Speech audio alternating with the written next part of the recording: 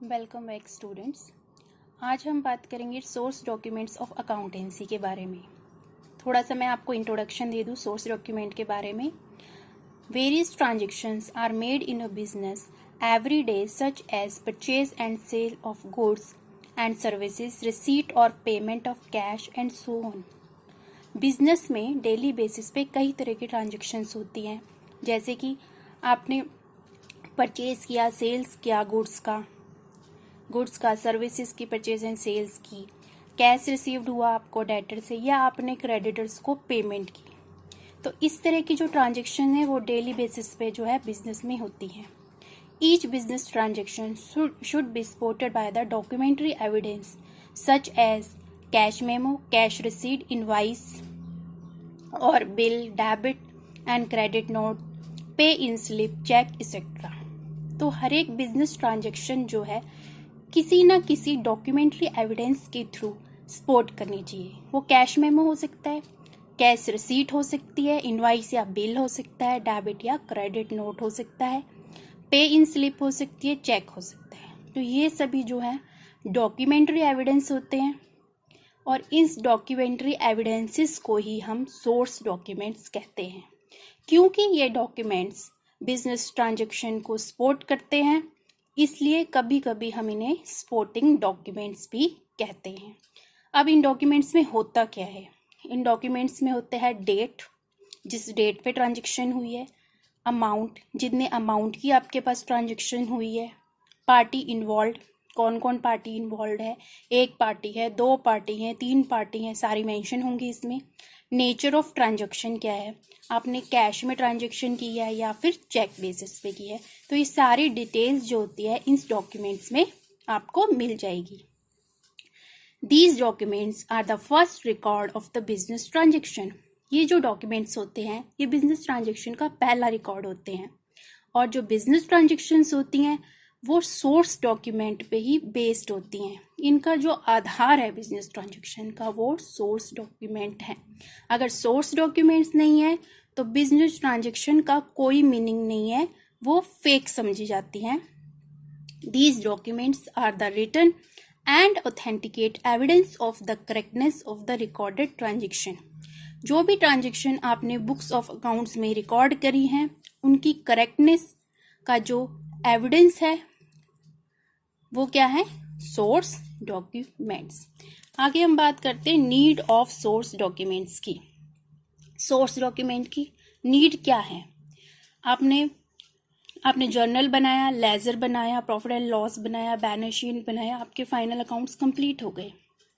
ठीक है, क्या होगा? स्टैट्यूटरी रिक्वायरमेंट क्या है? ऑडिट होगा, टैक्स असेसमेंट होगा।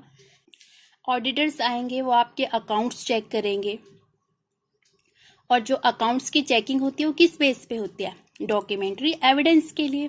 और जो डॉक्यूमेंट्री एविडेंस क्या है? आपके सोर्स डॉक्यूमेंट्स। अगर हमें कोई भी सोर्स डॉक्यूमेंट किसी भी बिजनेस ट्रांजेक्शन के रिगार्डिंग मिसिंग मिलेगा तो वो बिजनेस ट्रांजेक्शन फेक समझी जाएगी। इस पे ये बात मानी जाती है कि कहीं अकाउंटेंट ने अकाउंट्स मैनिपुलेट तो नहीं कर लिए, बिजनेस ट्रांजेक्शन हुई नहीं है और उसने जो है बुक्स ऑफ अकाउंट में शो कर दिया। किस बेस पे किया? तो जो भी बिजनेस ट्रांजेक्शन है वो सोर्स डॉक्यूमेंट्स पर बेस्ड होती हैं। इन केस किसी भी तरह का कोई डिस्प्यूट हो जाता है बिजनेस में तो उस सोर्स डॉक्यूमेंट को एज ए लीगल एविडेंस जो है यूज किया जाता है। ये तो थे सोर्स डॉक्यूमेंट। आगे हम एक एक करके सभी सोर्स डॉक्यूमेंट के बारे में बात करेंगे। सबसे पहले आता है cash memo. Cash memo, when a trader sells goods for cash. जब ट्रेडर गुड्स सेल कर रहा है कैश बेसिस पे तो वो क्या करेगा? कैश मेमो जो है किसको देगा? बायर को। ठीक है, बायर को वो कैश मेमो दे देगा। और जब ट्रेडर खुद जो है परचेज करेगा ऑन कैश बेसिस तो उसको क्या मिलेगा? Cash memo. तो कैश मेमो का एक स्पेसिमेन देखिए आप, ये स्पेसिमेन है कैश मेमो का। सबसे पहले फर्म का नेम आ जाएगा, डेट आ जाएगी, उसमें क्वांटिटी क्या कितनी क्वांटिटी में आपने जो है प्रोडक्ट खरीदा है, प्रोडक्ट का डिस्क्रिप्शंस आ जाएगा, उसका रेट, अमाउंट, ठीक है। ये सारी डिटेल जो है कैश मेमो में आ जाएगी। जनरली आपने कैश मेमो देखे होंगे, जब आप भी कुछ भी डिपार्टमेंटल स्टोर से परचेज करते हैं तो हमें कैश मेमो मिलता ही है। कैश बेसिस पे जो भी हम चीज़ खरीदते हैं तो उसका कैश मेमो हमें मिलता है। और बिजनेस में जो भी कैश ट्रांजेक्शन रिकॉर्ड्स होती हैं बुक्स ऑफ अकाउंट में, वो कैश मेमो के बेसिस पर ही होती हैं। आगे हम बात करते हैं इनवॉइस और बिल। अब इसमें ध्यान से देखिएगा, when a trader sell goods on credit basis. Cash memo में क्या था कि जो हम गुड्स सेल कर रहे थे वो कैश बेसिस पे कर रहे थे, और इनवॉइस में क्या है कि जब ट्रेडर गुड्स सेल कर रहा है वो क्रेडिट बेसिस पे कर रहा है, तो वो क्या करेगा, सेल इनवॉइस प्रिपेयर करेगा और किसको दे देगा, वो बायर को। ओरिजिनल कॉपी जो सेल इनवॉइस की होगी वो बायर को दे देगा, और इसकी डुप्लीकेट कॉपी जो है होगी वो रिकॉर्डिंग पर्पस के लिए अपने पास रखेगा। ठीक है। अब इनवॉइस और बिल, इसका स्पेसिमेन देखिए। इनवॉइस और बिल के स्पेसिमेन में पहले फर्म का खुद नेम, जो सेल कर रही है, डेट आ जाएगी, कितनी क्वांटिटी में खरीदा वो, पर्टिकुलर्स, प्रोडक्ट के बारे में डिस्क्रिप्शंस, रेट और अमाउंट, ये सारी चीज जो है इनवॉइस में मेंशन की जाएगी। अब ध्यान देने वाली बात है, ये तो था इनवॉइस। बिल कब होगा, जब ट्रेडर गुड्स खरीदेगा क्रेडिट बेसिस में। इनवॉइस के केस में क्या था, गुड्स वो सेल कर रहा था क्रेडिट बेसिस पे, और बिल के केस में क्या है कि वो गुड परचेज कर रहा है क्रेडिट बेसिस पे, तो उसको क्या मिलेगा, क्रेडिट बिल। क्रेडिट बिल उसे रिसीव होगा सप्लायर से, जिससे उसने गुड्स खरीदे हैं, उस सप्लायर से उसको क्या होगा, बिल मिल जाएगा। तो अभी ध्यान देने वाली ये बात है, जब हम क्रेडिट सेल करते हैं तो इनवॉइस बनाते हैं, और जब हम क्रेडिट परचेज करते हैं तो हमें बिल मिलता है। तो ये दोनों टर्म्स जो हैं सिनोनिमस होती हैं और इनका सेम मीनिंग होता है। ठीक है। तो इन दोनों में ये चीज थी ध्यान देने वाली। नेक्स्ट देखिए, receipt. When a trader receive cash or check from a customer, he issue a receipt. जब ट्रेडर को कैश या चेक मिलता है कस्टमर से, तो वो क्या करेगा, ट्रेडर कस्टमर को एक रिसीट देगा। ठीक है। रिसीट में क्या क्या मेंशन करेंगे, रिसीट का स्पेसिमेन देखिए, ये है रिसीट का स्पेसिमेन। इसमें सबसे पहले फर्म का नेम, जिसको कस्टमर ने जो है पेमेंट करी है, कैश बेसिस पे करी है या फिर चेक बेसिस पे करी है, उस फर्म का नेम आ जाएगा। यहाँ पर डेट आ जाएगी, रिसीट नंबर होगा, जिस पार्टी से कैश या चेक हमें रिसीव्ड हुआ है उसका नाम इधर आ जाएगा, जो अमाउंट मिला है इन वर्ड्स में मेंशन करेंगे। कैश में हुआ है तो कैश, और अगर चेक में हुआ है तो चेक नंबर, चेक पे जो डेट है वो आ जाएगी, और बैंक का नाम, एड्रेस आ जाएगा, इनवॉइस नंबर आएगा और डेट आ जाएगी। ये सारी चीज जो है वो रिसीट में मेंशन होगी। ये रिसीट का स्पेसिमेन है। इसमें मैंने आपको बता दिया रिसीट में कि जो ओरिजिनल कॉपी है वो कस्टमर को दे दी जाएगी जब कस्टमर कैश या चेक में ट्रेडर को पेमेंट करता है, और डुप्लीकेट कॉपी जो है रिकॉर्ड्स बनाने के लिए बुक्स अकाउंट्स में ट्रेडर अपने पास रखेगा। अब हम बात करते हैं डेबिट नोट की। ये बहुत ही इंपॉर्टेंट है, डेबिट नोट।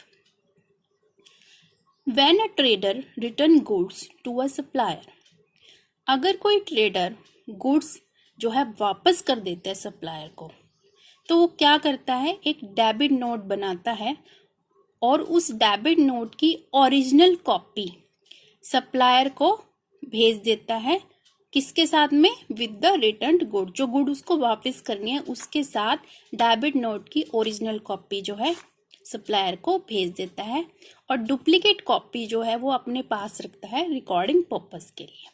अब डेबिट नोट का स्पेसिमेन देखेंगे हम। डेबिट नोट के स्पेसिमेन में सबसे पहले ट्रेडर का नाम यहाँ आ जाएगा, जो ट्रेडर जो है गुड्स रिटर्न कर रहा है।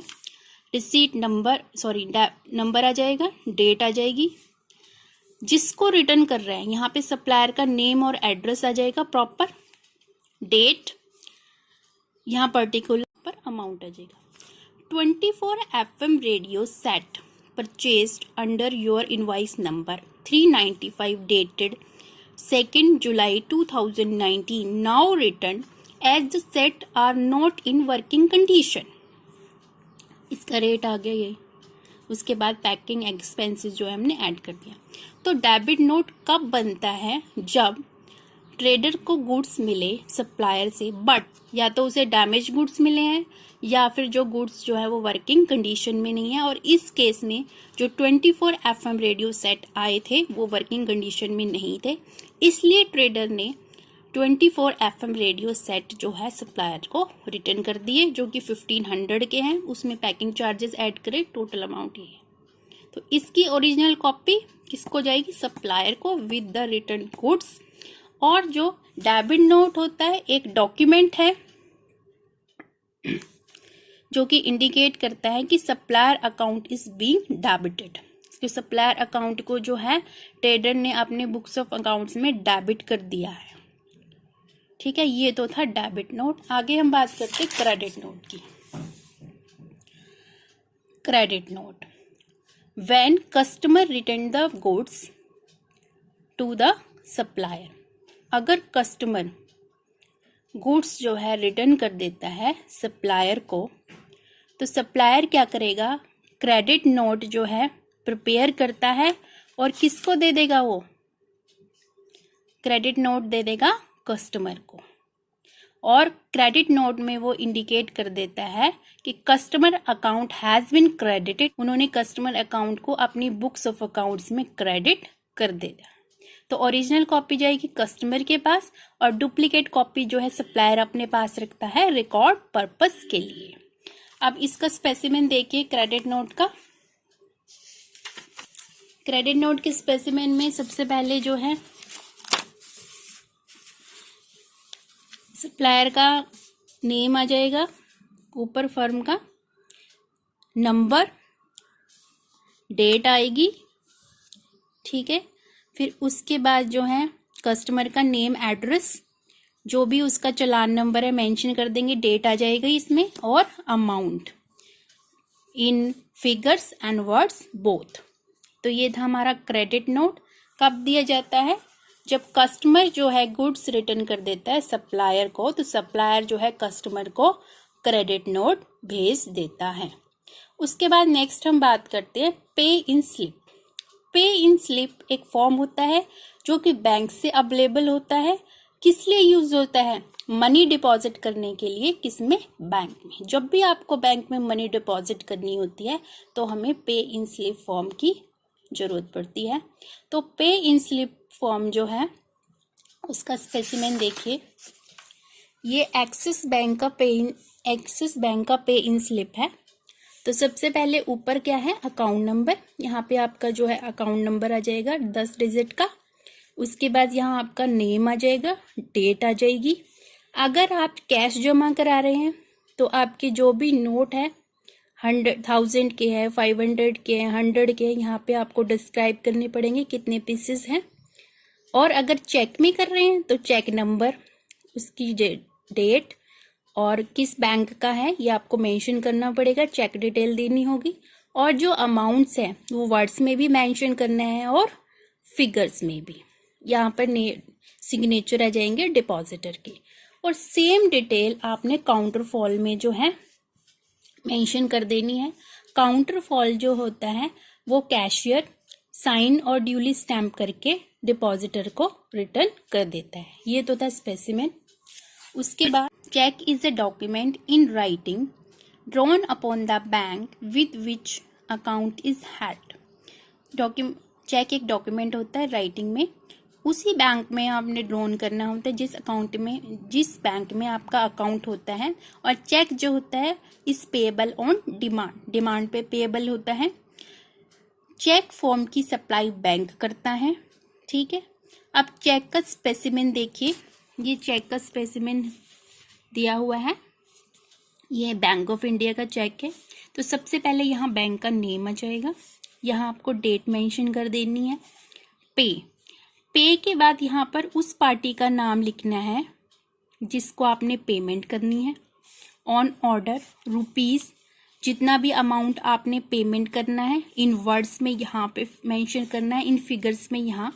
अकाउंट नंबर, यहाँ पर आपका 10 डिजिट का अकाउंट नंबर आ जाएगा।